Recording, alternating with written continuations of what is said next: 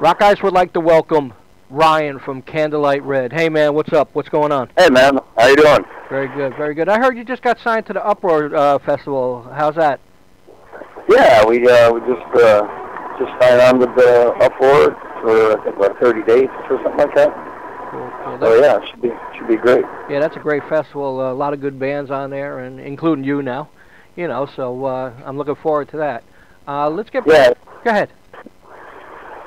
I'm sorry, Dad. Yeah, good. You know, I'm glad you're playing on that tour too. That's a amazing tour. Yeah, it should be fun. We're excited to meet all the guys, and Shinedown, Godsmack, and it should be a good tour. Very cool, very cool. You were in two pretty successful bands before Candlelight Red. You know, why'd you move on to Candlelight Red? It's hard to say why things kind of happen. You know, they just kind of happen the way they happen, and you know, whether you know, I don't know. That's a hard question. We just kind of wait for the stars to align and just kind of, you know, go with the flow. Cool. Now you got a cover song, the Look from Rockeyez on the new CD, The Wreckage. Why'd you pick that song? I jammed on that song for a lot of years with some other bands, and I just thought it was kind of a driving song, and I thought it had some heavy potential. So cool. You know, we put some guitars to it and beefed it up a little. Very cool. Now, when you were, you know, much younger and stuff like that, did you always want to go into music? Yeah, I think as long as I can remember. I mean, I've been singing in the back seat of my parents' car since I was like 3 years old. You know, so I mean, it's always kind of been in my blood, and I learned how to, you know, pick up instruments, guitars, and play bass and drums in some bands, and then finally kind of found my spot as a singer. Cool. What was your first instrument? Guitar. My first instrument. Right. How's your family think of your success right now? They're really proud and super supportive. I mean, it's a hard lifestyle out here, you know, especially the family, and you know, it's definitely a hard adjustment that they had to make, you know, and they're just really supportive, stand behind us 100%. Cool. You think fans really know the grueling schedule you have on tour and what you really have to go through? Everybody thinks, oh yeah, they just walk on the stage, they do their songs, they get to go home or whatever. Fans don't understand how tough it is out on the road. Can you tell us a little bit about that? Yeah, I mean, that's kind of, it is tough actually, and even before, you know, before my band was at the level it's at now, you know, I used to think that once you sign a deal and you go on tour, you've made it, and that's, you know, it's easy after that. But it's not true. I mean, when we were a local band or even regional, you know, we didn't, you know, before we really started doing any heavy touring, you know, you don't realize that that's pretty easy compared to what we do now. Like once you get signed, that's when the real work begins. You know, you start touring.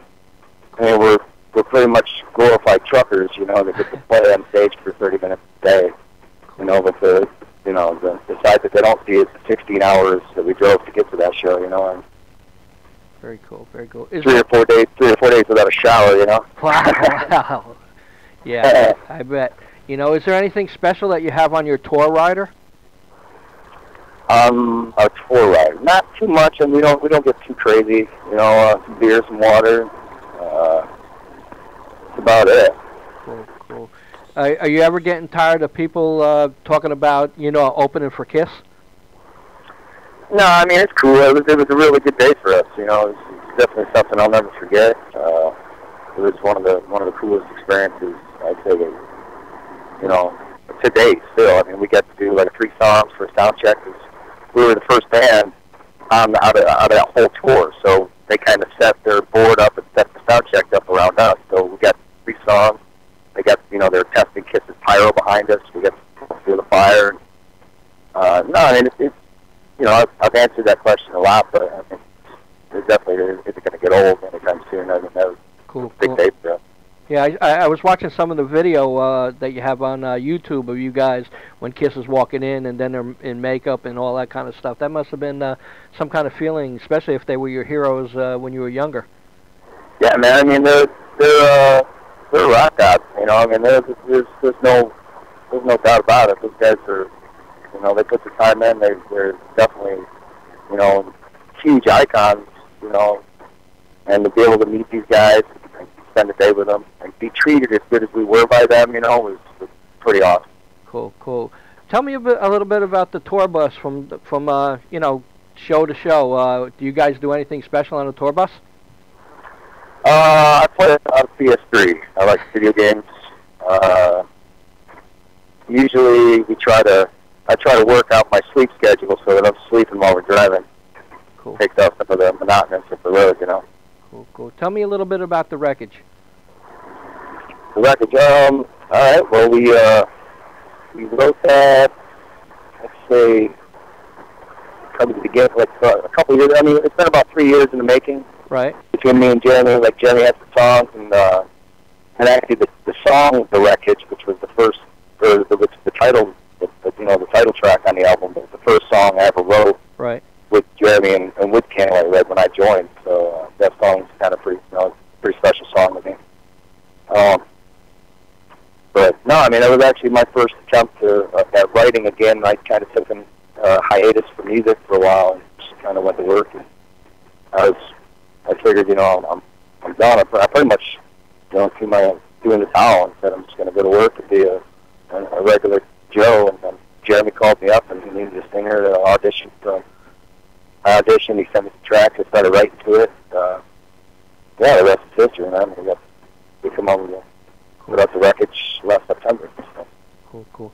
Now, I know it's a pretty fresh album. Have you left any songs off that release that you know, holding back or anything else? Yeah, there were a few songs that didn't make it to the album. We're thinking about. Well, I mean, there were talks of maybe releasing something with those extra songs on there, but that's definitely not official. I don't know if that's happening or not. But cool. So, I mean, you know, fans can stay tuned at candlelightred.com. Right. We'll always be putting new tracks out. We're actually getting ready to go in the studio very shortly here and start recording some new stuff. So. Cool, cool. Are you filming anything on the tour? Am I what? Are you going to be filming anything for maybe a DVD or anything coming up? We haven't talked about DVDs, but I mean, we got cameras all over this bus. We videotape as much as we can all the time. You know, so we're definitely documenting everything. You know, even if it's just for us, but we have cameras rolling on everything all the time. So I mean, whether or not we put that stuff to DVDs, you know, it's definitely a possibility. Cool, cool, cool. Well, what's your future plans after this tour? Rest? Yeah, we're gonna need some rest probably after Uproar. It's gonna be a pretty demanding tour, but no, we're talking about hitting the studio in the fall and putting on another album.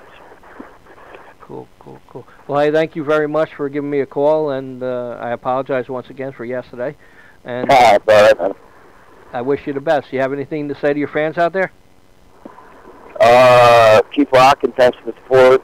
Check out candlelightred.com. Facebook us. Write to me on Facebook. I like to hear from people. Nobody writes to me anymore. Okay, talk to you later, man. Thanks a lot. All right, thanks, Brian. Bye. Bye-bye.